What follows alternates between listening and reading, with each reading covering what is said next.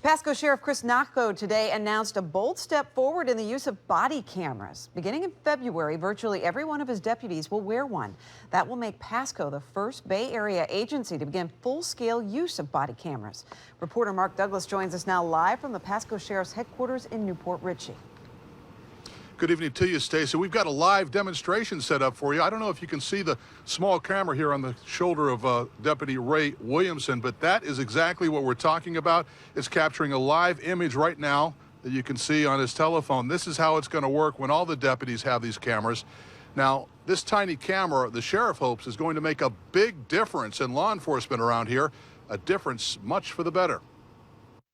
This is not going to be the cure-all for all the issues of our world. Maybe not, but Sheriff Chris Nacco hopes body cameras worn by his deputies will reduce citizen complaints, help gather evidence, and save taxpayers a heap of money, all for an initial cost of $400,000. We're good bargain shoppers. The sheriff expects some bumps along the way, but isn't afraid to make the leap as the first Bay Area law enforcement agency to go all out with body cams.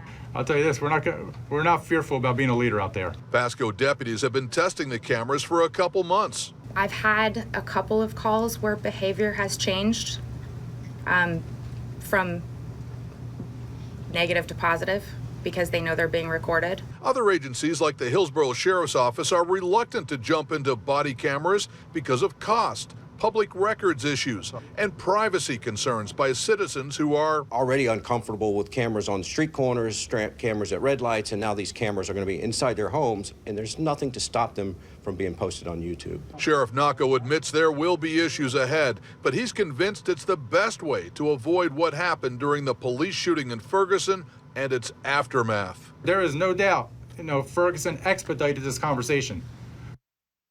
Now, the sheriff was surrounded today by union representatives, community leaders, advocates for mental health, domestic violence victims, and so forth, all of whom helped shape the policy that will determine the use of these cameras that Deputy Williamson is already wearing. And so far, it seems he has a lot of community buy-in for this program. Stacey?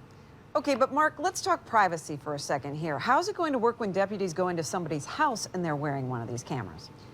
Well, the sheriff says he's very focused on respecting the Fourth Amendment right to privacy. So when Deputy Williamson, for example, responds to a domestic call, goes inside somebody's house, he's going to have to ask permission and be sensitive to that when he's in private circumstances. Out in the public, the cameras will roll whenever these guys are responding to a call.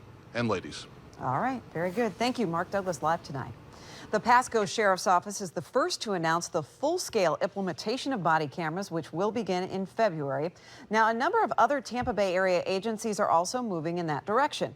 For example, Tampa Police are purchasing 60 cameras as a test program by the end of this year. The city of Sarasota Police, they will have cameras for some of their officers beginning in January.